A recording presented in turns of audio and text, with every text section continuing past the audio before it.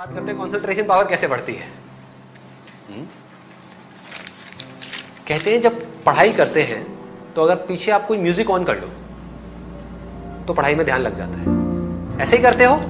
लोग करते यही हैं लेकिन अनजाने में करते हैं। मैं आपको उसके पीछे लॉजिक बता रहा हूं कि रीजन क्या है और कैसे काम होता है। इंस्ट्रूमेंटल म्यूजिक अगर आप प्ले करोगे और उस इंस्ट्रूमेंटल म्यूजिक में भी बीट्स बहुत ज्यादा नहीं है, धांधू नहीं है, बेस ज्यादा नहीं है, तो आपका ध्यान पढ़ाई पे लग जाएगा। सॉफ्ट म्यूजिक, इसके पीछे लॉजिक क्या है कि वो ध्यान आपका जो 50 जगह पे चल रहा था वो वहां से हट करके एक जगह पे आ गया। जब म्यूजिक सुनते हो तो क्या होता है, थोड़ी देर बाद में और थॉट्स आने बंद हो जाते हैं, सिर्फ म्यूजिक की तरफ ध्यान होता है और ध्यान होता है पढ़ाई की तरफ। तो ध्यान पहले जो 50 जगह पे था और पढ़ाई पे था, अब वो कहां पर है? एक जगह पर है, यानी कि म्यूजिक पर है और पढ़ाई पर है। दो जगह पर आ गया। तो अगर ध्यान दो जगह पर होगा उस ध्यान की पावर ज्यादा होगी, या ध्यान 100 जगह पर होगा उसकी ज्यादा होगी? दो जगह पर होगा। अब इस साउंड में देखो क्या होता है। इसमें तो ना कोई बीट्स है, ना कोई लिरिक्स है, कुछ भी नहीं है। जब आप बैठोगे पढ़ने के लिए तो क्या होगा? आपका ध्यान पहले तो हर जगह से हट करके इसकी तरफ आ जाएगा। होता है ऐसा? कभी भी नोट करना। आराम से रिलैक्स होकर के बैठो पढ़ने से पहले, इस साउंड की तरफ अपने ध्यान को ले जाओ तो आपका क्या होगा? माइंड थॉट से हट गया, फीलिंग से हट गया, हर जगह से हट गया, साउंड पे आ गया, अब पढ़ने लग जाओ। तो ये साउंड आपका ध्यान पढ़ाई में लगा देगी। वन पॉइंटेडनेस, ध्यान। व्हाट डज ध्यान मीन? कंसंट्रेशन, अटेंशन, जब वन पॉइंटेड हो जाए। हमारा ध्यान अभी कैसा है?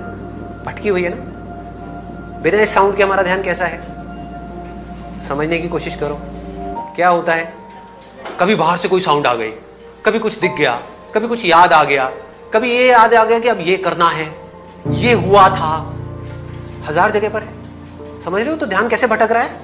अगर आपके हाथ में एक मैग्नीफाइंग ग्लास है और आप वहां से आग लगाना चाहते हो सूरज से, तो अभी आपका ध्यान कैसा है? ऐसे ऐसे ऐसे भटक रहा है। फोकस कैसे करोगे? कभी यहां चला गया, कभी वहां चला गया। जहां आपका मैग्नीफाइंग ग्लास जाता है, यानी कि आपका ध्यान जाता है, वही चीज आपको दिखने लग जाती है। तो एक जगह पे टिक नहीं रहा ना। इससे क्या हुआ? एक जगह पर आ गया। इस इनर साउंड से क्या होता है? ध्यान एक जगह पर टिक जाता है। And it is a very very high state. Reason being, अगर आपको इंस्ट्रूमेंटल म्यूजिक सुन रहे हो तो वहां फिर भी कोई फीलिंग है, कोई इमोशन है। आप समझ रहे हो? कुछ ना कुछ है जो आपको डिस्ट्रैक्ट कर सकता है। ये बिल्कुल ही खाली है, जिसको बुद्धिज्म में एम्प्टीनेस बोलते हैं, शून्यता, जीरो। बिना जीरो के मैथमेटिक्स क्या है? जीरो ही है। तो जब तक हमारी लाइफ में ये नहीं है तब तक सब भटका हुआ है। ये आते ही सब कुछ सिमट गया, एक जगह पर आ गया। कंसंट्रेशन पावर साइंटिफिकली कैसे बढ़ेगी इससे? क्योंकि ये एक ऐसी साउंड है जिससे रिलेटेड आप चाहो भी तो आप कुछ सोच नहीं सकते। एक इंस्ट्रूमेंटल सॉन्ग है, यहां आकर के माइंड मर जाता है। फिर जैसे ही माइंड को एक गोल मिलता है तो माइंड अपनी पूरी एनर्जी उस गोल की तरफ लगा देता है।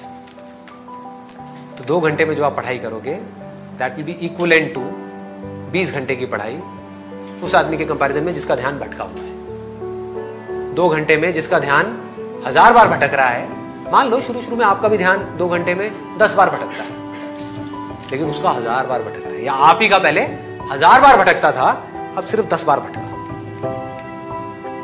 जैसे ही भटका, पढ़ाई से ध्यान को हटाया, ध्यान को ले गए साउंड की तरफ, पढ़ाई को छोड़ दिया 5 मिनट के लिए, फिर से एनर्जाइज हो गए। ये आपको एनर्जाइज कर देती है। कभी नोट किया है? एनर्जी से भर देगी, because this is the source of energy. तो यहां से आप एनर्जी से भर गए, भरते गए भरते गए भरते गए, फिर आधा घंटा पढ़ाई करी, ब्रेक लिया, थोड़ी देर इसको सुना, फिर पढ़ाई करी, बढ़ गई कंसंट्रेशन पावर।